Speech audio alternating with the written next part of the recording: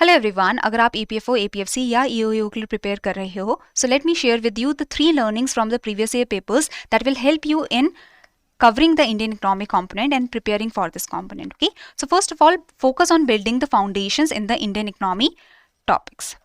So if you have seen the previous year papers, अगर आपने previous year questions देखे होंगे Indian economic component के, तो आपको पता चला होगा कि अगर आपके basics clear हैं, अगर आपका फाउंडेशन क्लियर है तो you will be able to answer most of the questions, because जो क्वेश्चंस हैं वो ज़्यादातर आपके इंडियन इकोनॉमिक टॉपिक्स में से फाउंडेशन या फिर बेसिक से आते हैं, जैसे tertiary activity, क्वार्टरी activity, quinary activity. ये बहुत ही बेसिक कॉन्सेप्ट है जो आपको क्लियर होना चाहिए from the national income chapter.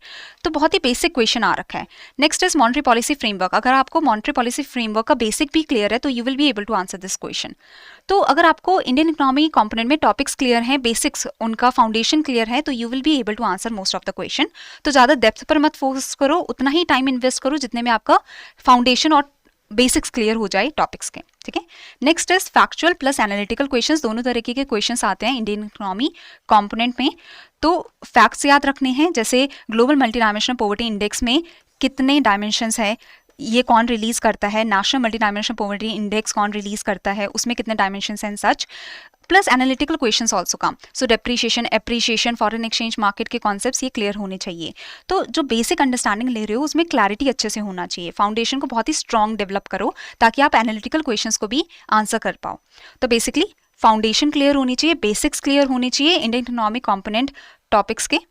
और अगर आपको फाउंडेशन और बेसिक्स काफ़ी अच्छे से क्लियर हैं तो आप एनालिटिकल क्वेश्चंस भी अच्छे से आंसर कर पाओगे। तो फैक्ट्स प्लस एनालिटिकल क्वेश्चंस, दोनों तरीके के क्वेश्चंस आते हैं and you have to focus on concept clarity also. Next is जो इंडियन इकोनॉमिक कंपोनेंट है, कभी उसमें से ज़्यादा क्वेश्चन आते हैं, कभी कम क्वेश्चन आते हैं। ठीक है, तो इसलिए इंडियन इकोनॉमिक कंपोनेंट में remember that you can not leave this component, but इसमें सिर्फ टॉपिक्स पे उतना ही फोकस करो जितने में आपका कॉन्सेप्ट क्लैरिटी मिल रहा है, जितने में बेसिक्स क्लियर हो रहा है। ज़्यादा भी टाइम मत इन्वेस्ट करना इस कंपोनेंट में। एक बेसिक क्लैरिटी और एक बेसिक फाउंडेशन डेवलप कर लो टॉपिक्स की। That's it.